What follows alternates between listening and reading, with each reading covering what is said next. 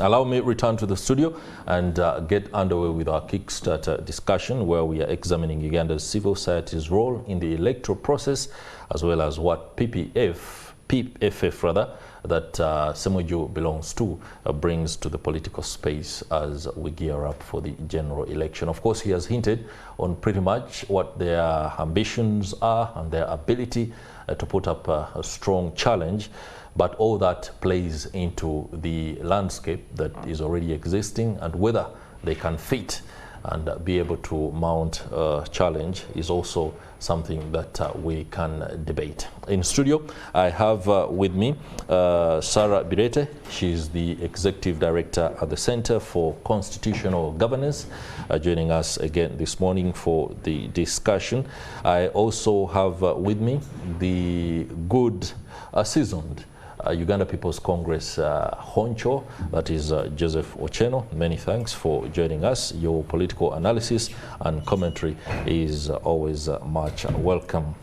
And of course, we are also joined by Mr. Harold Kaija, who is the Secretary General of PFF. That is the party that Semoju Nganda belongs to. He will be bringing us up to speed with developments, especially in light of what now appears to be the green flag that has been waved at them by the Electoral Commission. Let me begin with Sarah Bireete to allow the gentleman who has just joined us to get into his element. Sarah, when you heard Semoju Ibrahim Nganda speak on a range of issues, I'm sure you picked what the atmosphere will be like ahead of the general election. The PFF appears to have a deeply rooted conviction that it is what Uganda's opposition needs. Otherwise, they wouldn't be working on what appears to be the further disintegration of the opposition in the push to oust the national resistance movement. What is your take on this particular development?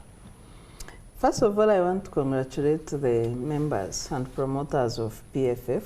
It has been a long journey with the technical delays by Electoral Commission, which was really disturbing, because the Electoral Commission is expected to be having a ready register of voters, and it would just take a matter of 2-3 weeks for people to verify the promoters of PFF that have signed, but they've taken more than 6 months, I think, or about there. It's really disturbing. Two is, what is a political party? One is that there must be political ideology, and there must be a group of people that are ready to see the realization of this political ideology. Then you will have a political constituency, which is the membership. So these three elements, you can't just belong anywhere. You could have a collective mission of attaining democratic change, but you need that identity of who are we, what methodology do we believe in, what ideology, and when parties have then a common objective, they can come together. Yeah, but that doesn't mean that you just join any party now. No, that would not develop our proper multi-party politics as a country. Okay. Wow, this makes me look forward to what the Secretary General has for us, and very shortly I'll be engaging you, Mr. Harold Kaija, for what should be a very extensive explanation, especially on some of the issues as raised by Sarah Bireete. Joseph, I know, looking at the PFF from the point of the Uganda People's Congress, your own issues notwithstanding, you must be able to have a picture of what 2026 is going to be. Yeah, excuse me, thanks for having me. Sadly, actually, I understand them, and I understand them very well. And sadly, as Sarah said, political parties really not what we predominantly have in Uganda, including in NI. We have political organizations. And in any case, we predominantly have political organizations with people who are in politics using politics. But political parties are organizations that are embedded in values, embedded in ideology, and rooted around conviction. And once it is that, it becomes very easy to understand, my friends in PFF now, that if this is the line, regardless of the content in terms of depth of whether or not I understand what they stand for and that I associate with them, in principle that's the case. And so from that perspective, Sarah is right. So if you're driven by conviction, driven by ideology, and you find that you are conflicted, there will be issues. Unfortunately, of course, my colleagues come from a perspective of disagreement, which may or may not have included ideology, and some of those are issues that we now face in Uganda People's Congress. In UPC, you see, I am extremely comfortable inside the party because I can't be anywhere else. But except that if you look strategically and procedurally, and then you find that there are people who are doing things which are absolutely contrary to the founding values and ideology of the party, you disagree, and you fundamentally do.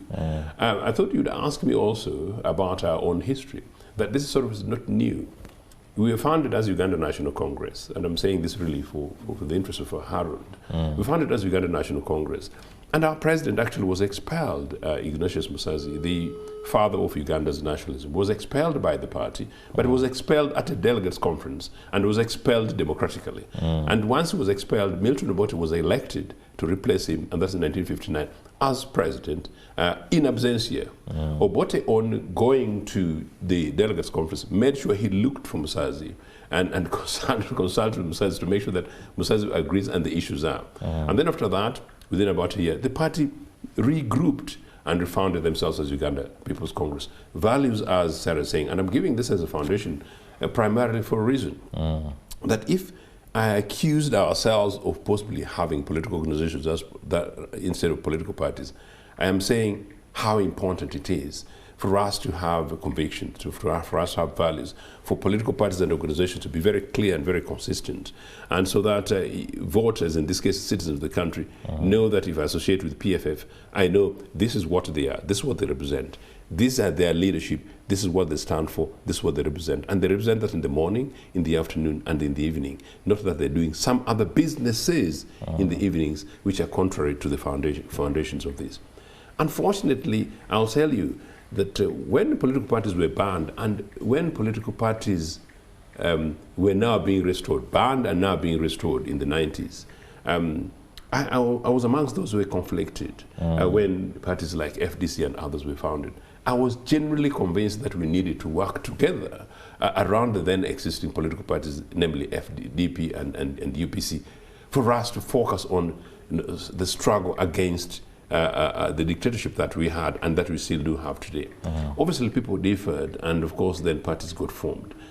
Partly because of time, I want to bring us to where we are. Unfortunately, at the moment, we seem to be having slightly many more political parties and organizations than we conveniently would. And Sarah and I were having a conversation in the green room at the set earlier on whether or not, as a political position, we are sufficiently coherent enough and sufficiently, Harold, coordinated enough to put the big agenda of the nation, the big agenda of fighting dictatorship, and whether or not we're able to reconcile some of our conflicting interests to focus on the question of the nation state, so that maybe the citizen will say that, well, Ochieng is social-democratic, Harold is a conservative leaning, but by and large the Ugandans, and they push broader our interests together. That is the challenge. Whatever happened that led to PFF, good enough, Harold is here, I think I'll hand over the baton. There you are, Harold Kaija, Secretary General of the PFF. Thank you so much for the invite, and I'm grateful to meet these very colleagues, and I love their kind of submission about what is going on in this country. I want to greet the people of Uganda, wherever they are, they are watching. The issues at hand, as my colleagues alluded, there's a serious crisis in this country that people may not really appreciate the kind of politics we are in. That's why I would want, if you hear somebody wanting you to go to a particular political party, why did you go this way, didn't go this way? Because the issues of As Sarah said, what is a political party? Why would I be blue, green, red, like in football I support Manchester, for reasons, some support Chelsea, and the rest. There must be those aggregated ideas, what we call ideology. Ideology, those ideas, comes from the word idea, it's not an ideology, on how you say things that when we get power, how would we manage power? Okay. Actually, if you want to appreciate ideology, you say we have 10,000 shillings or 50,000 shillings for that matter, and we're at home. What do you think is important? That's where the ideology comes from. The ideology of Mr. Museveni says the most important thing is State House, the military, the others go to the tail end. There are some of us who think, no, the welfare of the people is the most important thing. The education, the health, the capacity building of our people. So I say, those are not important. Put out of money and give it to the big man, put it in the military, all will be what? Will be sorted. Those are serious issues. But you see, as one of my colleagues here said, you find somebody joining a political party as, if I'm to use Mao's words, as a meal card. If it can help me achieve my own goal. And that Which Mao? Zedong? No, but no, but as a meal card. Important Yes, clarification. Yes. If this political party can help me get where I want to go, become an MP, become a councillor, become a president, or I can become a secretary general, I can become this, then I join that political party. That in essence shouldn't be the reason. And sometimes I sit here and I watch TV. I see what some of the people they call political analysts. They come analyze political parties. You ask them, have you ever read any of their documents? No. Then you say, how do you analyze? And you don't put them on the wall to explain. But I read political what? Analysts. And political analysts proposes you have the constitution of UPC, DP, and the like, and then you even put some on the spot that you say you are PFF. When I look at your idea, your submission on this contradicts your ideology. Yes, but here, whenever somebody says, I am content, he becomes a politician. You see the word politician in Uganda, it becomes very easy for one to become a politician. Now I've seen people putting up person, they are called politicians. They are not politicians. A politician is that there is something that you pursue, that you fight for every day. And that is what brings us where we are. Like for us, when we're separating with the guys that remain at Najana and Kumbi, we're not acting on ideology. It was on values. That's interesting. You understand that? It was on values. So, we who believe the ideology that we believe in, and the values that we espouse, we said no. If somebody loses the values, eventually loses on the what? On the ideology. If you go to the letter and try to help the person you are trying to dislodge so that he keeps around, yet a political party's main major role and aim is to make sure that they attain power. So you reach out and say, no, you see now for me I have packed, let the other go. Then you are not in it together. So eventually, we carried our ideology, sat at Katonga, and then build around that ideology, and we went like in a retreat. Say, now guys, this has happened. Okay. How do we move on? And that's where we are, to make sure that the ideology, as used the word founding fathers, say why, like the FDC had been formed, and its mission, it is what we are having at Katonga. All right. I'm at pains because Morning at NTV alone cannot allow for an exhaustive ability to put these matters into perspective. But I love what you brought us into. And let me stay with you shortly before I can return to Sarah and Joseph. When PFF is gazetted and now is seeking to be a mainstream political party. Right now, I don't know whether it would be correct to call it an organization within a political party, but anyway, those are semantics. The issue at hand right now is the mission and objective of political parties. I would suppose that PFF wants to dislodge the national resistance movement. The word for mission and objective. Suppose, you would suppose, that's the understatement. Okay. Say, I believe. No, me, I'm a moderator. I'm not a PFF member. You can say, I believe you want to take my back. Hey, because the way you see somebody behaving, the person wants to take your back. Yeah, so in light of that particular mission and objective that you're so convicted about, the belief that you're talking about, I don't see how that is possible when you have just effected the further disintegration of the opposition's ability in the country to achieve that. You know, I have had that question a number of times. People talking about disintegration. One person was asking me yesterday, are you adding something or trying to even remove something? You see, when people organize, I think that's a plus. If we are just, guys meandering around this town, that cannot help the opposition. What we know opposition is knowing addresses of people you're going to deal with. The group we have, you would just scatter them, and then what happens? So what we did was, first of all, even if you're going to engage, companies deal with entities.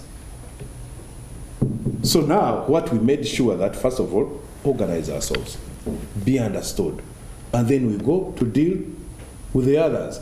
Okay, it would be a disaster if that group that sits at Katonga was left to lose, to move around this town, and everybody does their politics. Now there is a PFF. So if PFF wants to go and speak to party B, and then say, okay, PFF sits to A, B, C, D, and then they plan. So I find what we are doing as a major boost to the politics of this country. Because currently, you will even see some people who had even lost interest in politics. You see, are even interested in what is happening in PFF. You'd be surprised if we go for our convention, the kind of people we find there. So at every time there is a step. So with the kind of dictator we are dealing with, you must camouflage. You must be able to change at every time. I'm telling you, people do not understand the kind of dictator we are dealing with. All right. Now if today somebody asks, how does the NRM run? Even the members don't know how it runs. Because it does not run as a political party. It has kept running as a junta, as a military outfit. So if you are dealing, and now today it has zero to a family. So if you are dealing with a family, it must be strategic. A family that has money, that has guns, and the backing of the state, who those captives who we call the technical people, who we call the state, they are very good captives, very ready to work for the family. So if you are dealing with them, you must have sober people, very organized, very strategic to deal with that kind of organization. Interesting there. We shall be, of course, engaging Sarah very shortly. But your management of power, especially the honchos at PFF right now, where you are still within the Forum for Democratic Change, is suspect. When you disagree fundamentally on ideology or mission and objective, is a breakup the best possible thing? Because we cannot rule it out within PFF right now in the future if there is a disagreement. We did not, as I told you from the start, we did not agree on ideology. No. What we agreed on are values. Values are very important. You could have a very good ideology, and then it's written there, but you find the way guys are behaving are not helping you to achieve your mission. Now, what happens is, now if you hear the man like how our former colleagues, I don't want to call them now colleagues, went and picked Mr. Museveni's money to finance their campaigns. So was that campaign meant to give us power, or we're aspiring partners? If I want to get a WBC title, when Mayweather, when Holyfield was first a trying pattern of a Tyson, but then he said no, but you say I can punch this guy. He had to move away from the camp of Tyson, and he became established. But now today, for colleagues, you know, you get his money. Now it means, you see, if you're punching, don't punch hard. You're not punching hard, but you see the people supporting us want power, Sarah, want that trophy. You see these developments from what I believe is a vantage point. PFF's emergence or coming into operation as gazetted by the Electoral Commission is, of course, a good thing for the organization, which is soon becoming a party. But overall, is it something that plays well within Uganda's political trajectory? You know, we are in a multi-party dispensation. For you to become a critical player, you must have a political identity that fits in the dispensation that we are in. I know that there are individual actors, like in Parliament, individual MPs are more than opposition MPs. But of what consequence are they? Because the legal regime we are in is a multi-party dispensation. So if the laws were, you know, changed to say, flipped to say any other majority becomes the leader of opposition, then you will have a cocktail of individual independence becoming the leader of opposition. But what ideology, what competing ideology, what competing alternatives are you offering? Because you are all in your individual capacities. This one has a flag of a torch, the other one a ramp, the other one a bicycle. What is the alternative to the ruling party? So the legal framework we are in requires that a group of actors need to find that political ideology. Does it weaken the opposition? That's the fundamental question. I don't think so. You see, the opposition, at the stage where we are, we have not reached yet to reach the level where you have two dominant parties like in the UK and in the US, where you have the Conservatives and the Labour Party, or the Democrats and Republicans. Of course, there are other parties, but these are the main dominant forces. Yeah, but we have not reached that level of dominant forces. We are still in the early stages of multi-party dispensation. So nothing stops now PFF from looking at the common agenda and scanning the opposition and say who else shares this common agenda, but without losing your original identity. And then you can work together around that common agenda. Joseph.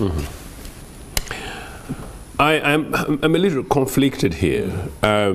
I think, as I suggested much earlier, really the best situation for this country and the best situation for our citizens, predominantly those who are not madly associated emotionally and emotively, and I'm one of those, so therefore it's a disclaimer, is that there must emerge a leadership.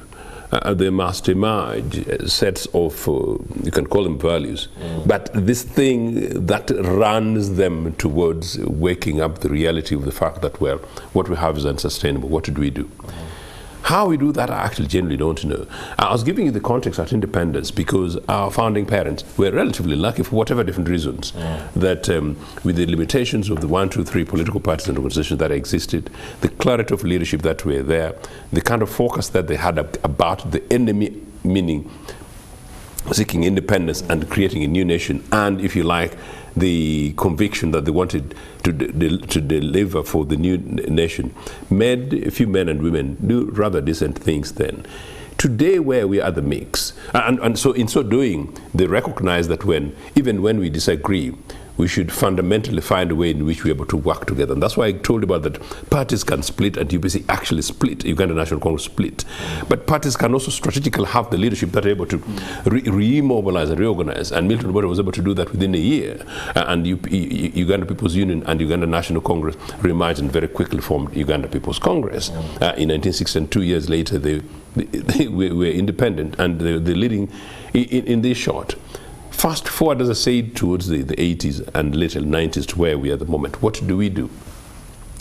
I get the points from both Sarah and Harold, but I genuinely believe that political parties, and when we want to stick to ideology, around values of the left, values of the right, values of social issues, and whether or not we go conservative. And when Harold talks about the numbers of 100 shillings, do we put in the defense and education, things like that?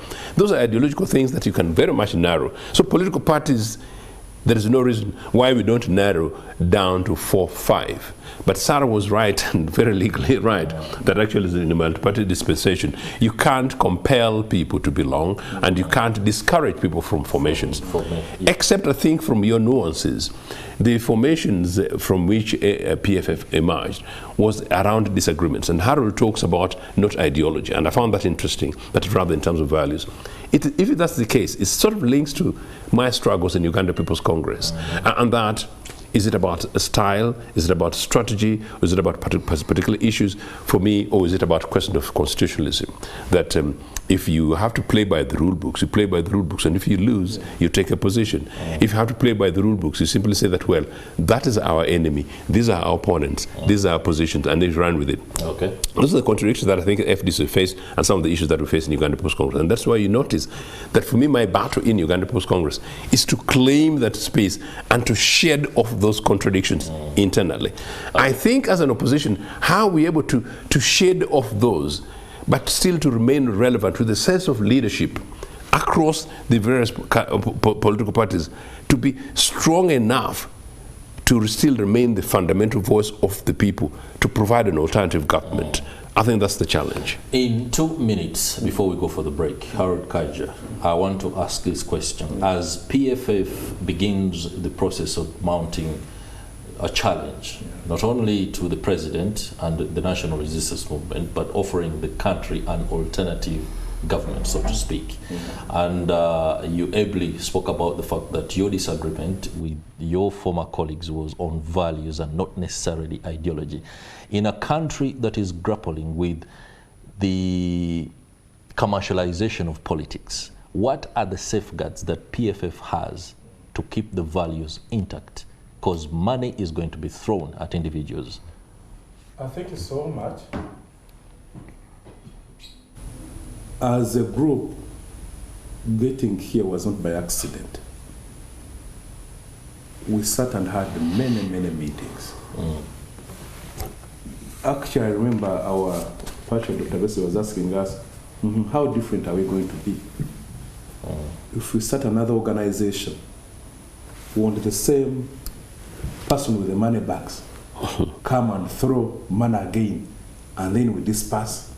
So that very issue was seriously discussed. If you looked at the kind of constitution we have around, was trying to, how do we manage power? Because we realized that in the FDC constitution, a lot of power was put in a few offices. So one needed to identify those who have which powers, and then you say, guys, come, I have this, the deal is here. Now we try to spread and to say we are a freedom party. We are deliberate. That was at the back of our mind. So if you, at an appropriate time, I'll share the concept, you would see that it was trying to, so that if they pick Ochieng, he goes along. If they pick Sarah, they find that you have nothing useful. But in the other constitution, you pick a secretary general, you have the party. You have the, now today, if they're picking you, they will check through and they see you see nothing. So they rather buy you to go than keep you in the organization and you kill it.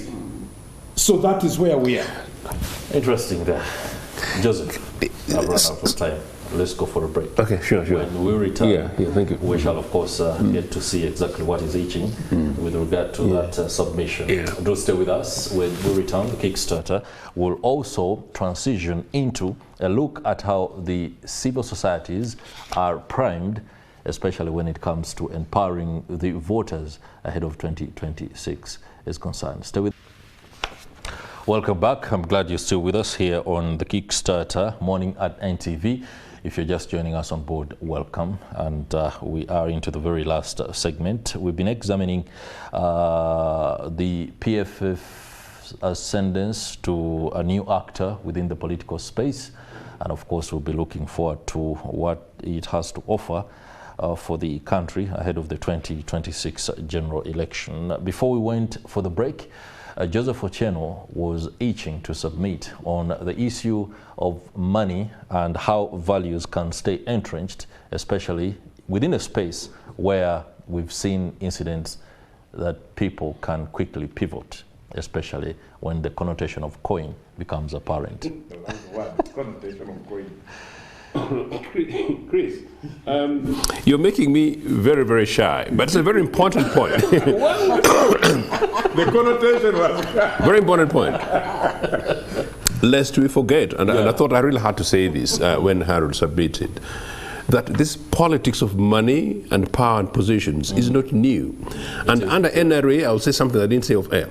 Actually, at my interrogations in Parliament building, I think I better make it official now, in 1987. Oh yes, President, indeed. These very rude, arrogant NRA guys were pushing me. You Makerere guys are very proud, you know. What do you want? Is it money? Is it a job? Or is it a house? I remember that. You know, as part of my interrogation, that's sort of a few weeks before I escaped. That's right. Riles into their heads. But fast forward in 1990, as Obote was now finding the new way reality for constituting opposition against NRA. He writes in a very thorough way in which he recognized that between 1986 and 1990, as early as that time, people who had not joined NRA voluntarily had been bought off with positions and bought off with money, and what actually use the word conscripted. And do you know what? In reconstituting UPC, recognizing what might happen for a long haul, he constituted the Presidential Policy Commission at the time. And he said the Presidential Policy Commission was going to be a collegiate of leadership, meaning that let's have this group and have a chairperson that's first amongst equals, merely a chairperson, that even should they compromise that person, you've not compromised the whole.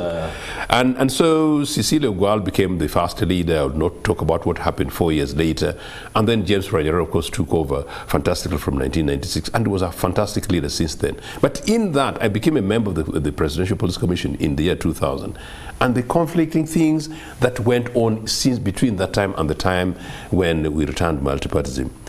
People went shy on and off. So actually, if you see some of the things which are happening, partly in UPC today about power, leadership and money, and in the wider political context, including the questions that saw the rise of PFF, I thought it might just be lest we forget. And I thought it was a very important point. Thank you very much. There. I hope everyone else does train their eyes on PFF, especially when it comes to truth, respect, responsibility, and justice, and transparency, because those are things we don't want to, at any one point in time, if the PFF finds itself in that particular corner, I'm afraid we're going to come hard on them, no doubt. Sarah, you are the only member of the civil society on the panel today. You too? Yeah. Ah, okay. There you are. That's a good lieutenant you have there. Increasingly, the civic space is shrinking. Your ability to do the job has also come under the spotlight. The expected outcomes of much of what you do as organizations is pretty much pronged on stronger participation of citizens, and this includes youth and women, decision-making processes, monitoring of government compliance in delivery of agreed services. The indicators of success over the years have been increased engagement, youth awareness, civic engagement for women, accountability, protection of human rights, and access to justice. As we gear up to 2026, many of us, especially who are watching from the outside, are afraid that the critical role that civil society organizations have played thus far has become diminished. We have a less informed electorate, a less empowered electorate as we head into this much anticipated general election. Should we be more afraid? Yeah, I think it's important for the citizens to know that in this coming election, almost they are on their own. And why do I say so? Civil society usually has duties to do in electoral processes. One is that broader participation, including participation in elections, mobilizing citizens to register, check their details, make sure they are able to vote, but also rights and responsibilities during elections. So also you improve voter turnout. The last campaigns we ran of Topoa and the votability really showed that there was evidence of increased voter turnout in 2016. When it came to 2021, then the COVID dynamics, we did a bit of digital voter education. It wasn't as effective as 2016 when we were everywhere, you know, mobilizing citizens to make sure that they own the electoral processes. We also promote public confidence in electoral processes. When people see civic actors saying, you know, you must vote, it's your duty, this is why, it determines the quality of governance, the kind of service, and you are neutral, you are not asking for a vote, then people are more inclined to listen. That is right. Yeah, but in the circumstances we are in, for example, we did, Electoral Commission accredits members who do voter education or election observation. Civil society on our own, we can do broader civic education. Like my organization is accredited legally to do constitutional literacy, civic education. So I don't need more accreditation for that. For the uninitiated, yes, the but Center for specific voter education, yes, you need accreditation of the EC. Voter observation, election observation, you need accreditation of the EC. That's right. But you can do general election monitoring. You don't need accreditation for monitoring. So Electoral Commission issued a call around August or October last year for members, civil society organizations who have a bit of funds and are interested in conducting voter education. We applied, we've never heard from Electoral Commission. No reply. The latest we had was that our applications are with security agencies. And then, yes, we got calls from crime intelligence officials saying, you applied for voter education, we are here with your file. Then we said, what is the crime involved? So we did not respond to whatever they wanted. A few of the people responded. Because why is it crime intelligence claimed that now the files could be in the basement, but crime big translated into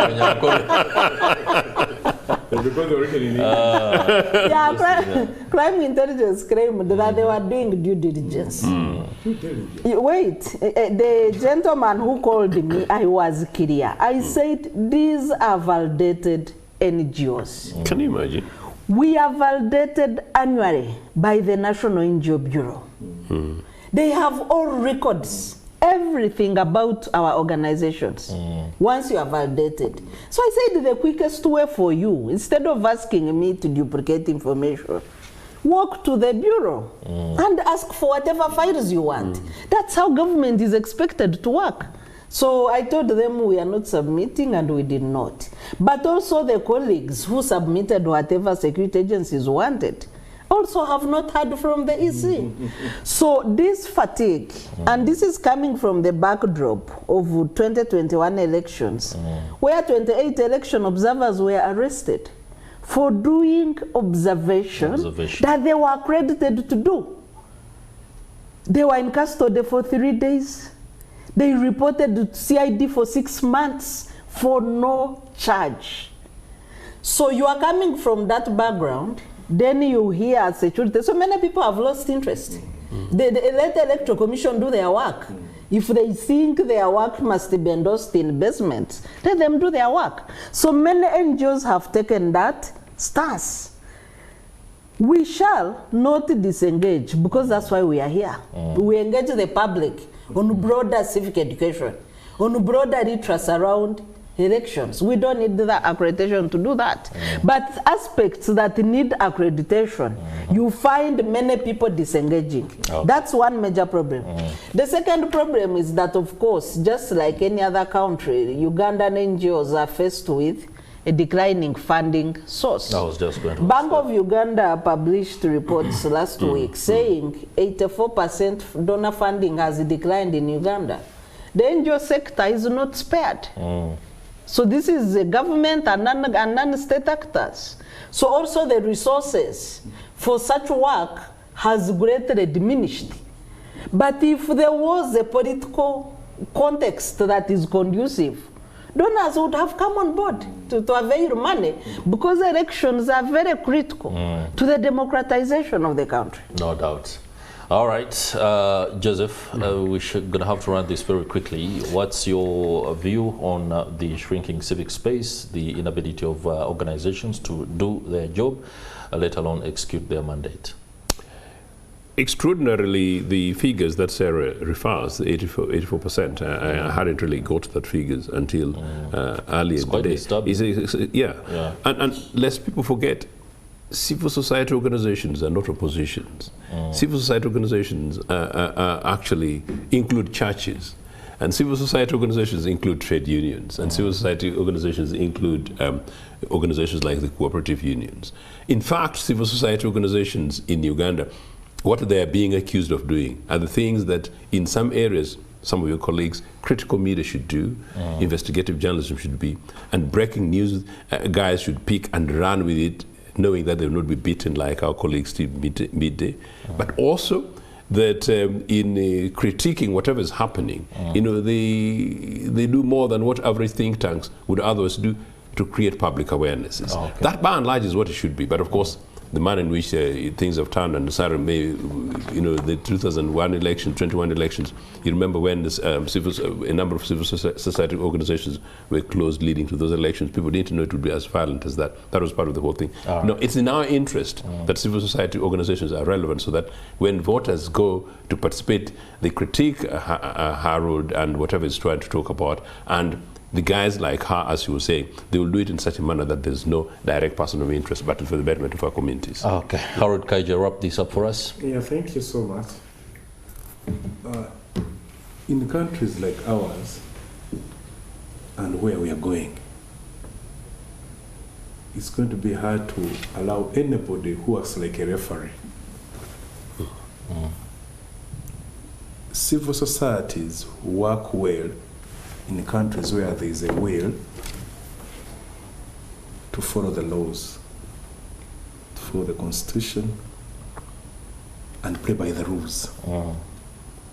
In a situation whereby you have people, a family running a country, but want to camouflage as if it's not a family, it's a political party. They wouldn't want anybody who comes even to define what is a political party. They wouldn't want anybody who talks about accountability. They wouldn't want somebody to come and tell you who should be an LC chairperson. How do we say an LC chairperson? You see, the role of civil society is tell you all that. The responsibility of a citizen. So that's your responsibility. What is the responsibility of your leader at LC1, at LC3, at this? What should the RDC do? And that. Because the moment civil society tells people what that means, people say, okay, is this the right RDC? Is the right chairperson? So they would prefer not to have a game without a referee, so that they can play all their data and have because the rule of the jungle is what manages countries like ours. You saw what has happened in Kenya, they're going down. In Tanzania, see what is happening. So we'll have a club of East Africa, whereby you fight for yourself. All right, thank you very much, Harold Kaija, Secretary General of the People's Front for Freedom, PFF, Joseph Ochieng, political analyst. Many thanks for making time, and many thanks to you too, Sarah Bireete, Executive Director at the Center for Constitutional Governance. Yeah, thank you for inviting us. All right, right.